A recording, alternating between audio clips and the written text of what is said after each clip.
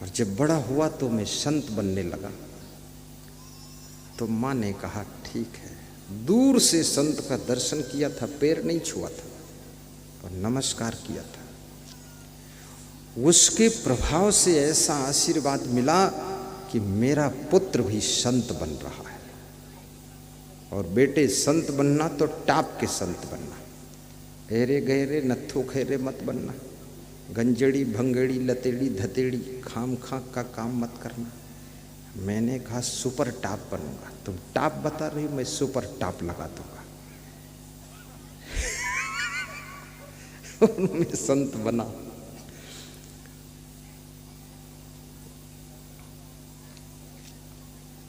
संत बनना बहुत सरल है, संत बनना बहुत सुखद है।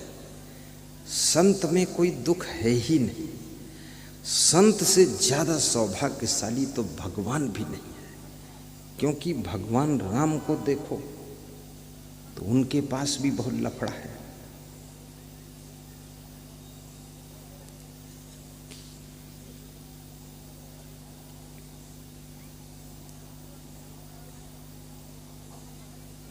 संत महात्मा बहुत सुखी है, और जिनमें हिम्मत हो तो संत बन जाए तो ठीक है। न पत्नी न पतना, न सासू न ससुर, न दामाद न जीजा, न साला न साली, बस छुट्टी, काम खत्म। काम खत्म, पैसा हजम।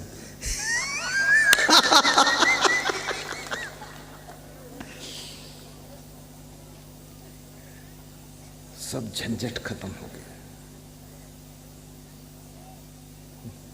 न नशा न फैशन, न व्यसन, न टेंशन।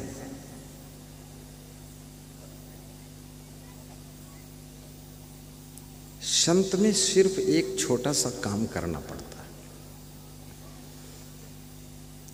गुरु से श्रद्धा रखिए, संतों से प्रेम कीजिए और गम खा लीजिए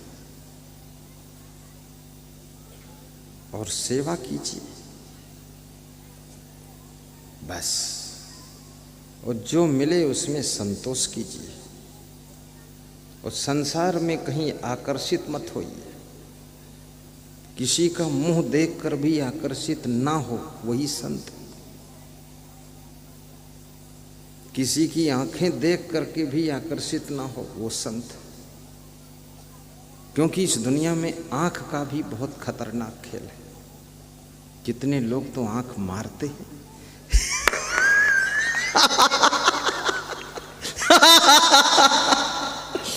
बहुत नालायक लोग हैं।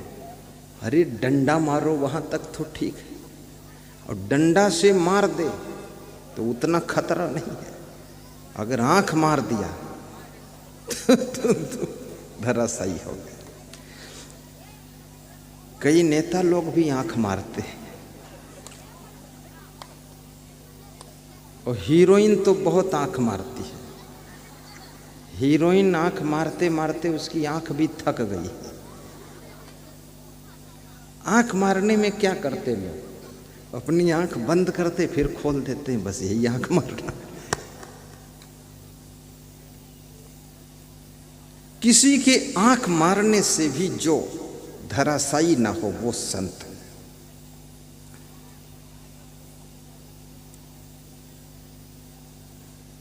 और किसी के रस भरे गीतों को सुन करके जिसका मन विचलित ना हो, वो संत है। दुनिया का कोई नशा जिसको आकर्षित ना कर सके, वो संत है। और जो किसी भी नारी की ओर मोहित ना हो, वो संत है। और जो कभी दुराचरण ना करे, वो संत है। शुद्ध ब्रह्मचर्य का पालन करे, वो संत है। अगर ये सब नहीं करता है तो झूठा संत है, और उसका एक दिन अंत है, फिर उसकी जिंदगी में शांति नहीं रहेगी।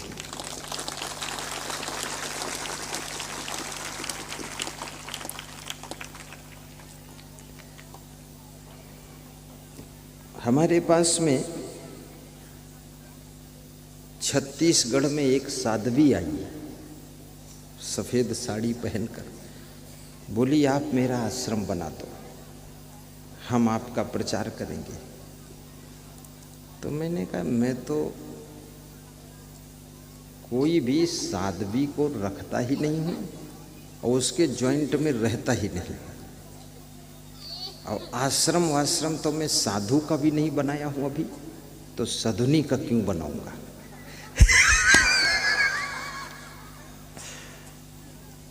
तो रोने लगी, रो रो कर उसने नखरा किया। हमने कहा रो धो मत माता जी, मैं पहली बार आया हूँ आपके छत्तीसगढ़ प्रदेश में, आप क्यों रोती हो फालतू। बोले हमारा कोई सहारा नहीं। तो हमने कहा शादी कर लो तो पति सहारा हो जाए। बोले मैं शादी करना नहीं चाहती। तो मैंने कहा खुद ही सहारा बनो। जब मायावती प्रदेश की मुख्यमंत्री बन सकती है, इंदिरा गांधी देश की प्रधानमंत्री बन सकती है, ममता बनर्जी पश्चिम बंगाल की मुख्यमंत्री बन सकती है, वसुंधरा राजे सिंधिया राजस्थान की मुख्यमंत्री हो सकती है, आनंदी बहन उत्तर प्रदेश की राज्यपाल है क्या, राज्यपाल बन सकती है, तो तुम अपना जीवन तो संभाल सकती हो। मैं तो किसी को जॉइंट में रखता नहीं। तो उसका मन बहुत दुखी हुआ। उसने सोचा था कि असंग साहिब जो है सरल हैं तो हमको हो सकता कुछ सेटिंग कर दे, लेकिन मैं सेटिंग इसलिए नहीं करता हूँ। याद रखना, दारू की बोतल में अगर दूध लेकर भी तुम जा रहे हो, देखने वाले यही कहेंगे कि दुधिया शराब लिए हो। तुम कितने पवित्र हो संत महाराज, लेकिन आपके साथ में किसी प्रकार की स्त्री अगर होगी तो आपके नाम पर कलंक लग जाएगा। इसलिए जब आपने अपना घर छोड़ दिया, माता पिता को छोड़ दिया, भाई बहन को छोड़ दिया, परिवार गांव जिला छोड़ दिया, तो अब किसी के चक्कर में क्यों पड़ना है, सबको छोड़ कर ही रहना है।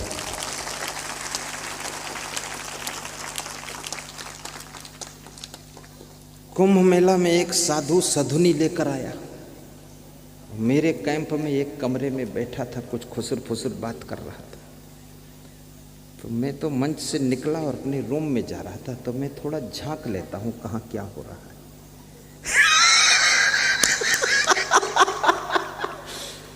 तो उसमें झांका मैंने, क्योंकि कंट्रोल रखना पड़ता है। गलती कोई करेगा, बदनामी तो मेरी होगी। तो मैंने देखा तो एक साधु साधुनी बैठे कुछ बात कर रहे थे। हमने कहा तुम कहाँ से आई। बोले हम हरिद्वार से आ रहे हैं। हमने कहा ये साध्वी जी कहाँ से आई। बोली अयोध्या तरफ से आ रही हैं। तो हमने कहा तुम एक साथ क्यों बैठे हो। बोले इनका गुरु ट्रेन में छोड़कर चला गया। तो हमने कहा तुम्हारा ठेका है क्या, तुम क्यों बैठे, निकल यहाँ से बाहर। हमने प्रबंधक संत से कहा इस साधु को भगाओ यहाँ से, बेवकूफ आदमी यहाँ फालतू खुराफात करता है। उसको निकाला वहां से। हमने साध्वी जी से कहा कि आप महिलाओं के साथ रहो, ये पुरुषों के साथ में शोभा नहीं देता है। नारी पुरुष दो होई त्यागी, तदपि रक्षिए जिमि तृण आगी। तुलसीदास कहते हैं कि स्त्री पुरुष दोनों त्यागी हों, फिर भी उनको ऐसे अलग अलग रहना चाहिए जैसे घास और आग अलग अलग रहती तभी जलने से बचती है। अगर एक साथ घास और आग को रख दोगे तो सुलग सुलग कर वो घास जल जाएगी। नारी पुरुष दो होई त्यागी, तदपि रक्षिए जिमि तृण आगी। माताओं का सम्मान है, आदर है। मैं इनका बहुत आदर करता हूँ, लेकिन याद रखना ये माताएं जब भोजन बनाती चूल्हे में और रोटी सेकती तो इनके पास में चिमटा रहता है, और दाल बनाती है तो चिमचा रहता है, और जब सब्जी को चलाती है तो करछुल रहती कि नहीं रहती। अब पूड़ी निकालती है तो इनके पास में वो क्या बोलते हैं उसको, छेंद वाला, छन्नी है, छन्ना उसका नाम भूल गया मैं, हैं? एक लोग बोलो, पोता तुम बोलो इधर, हैं? पौना, हाँ पौना, पौना की भौना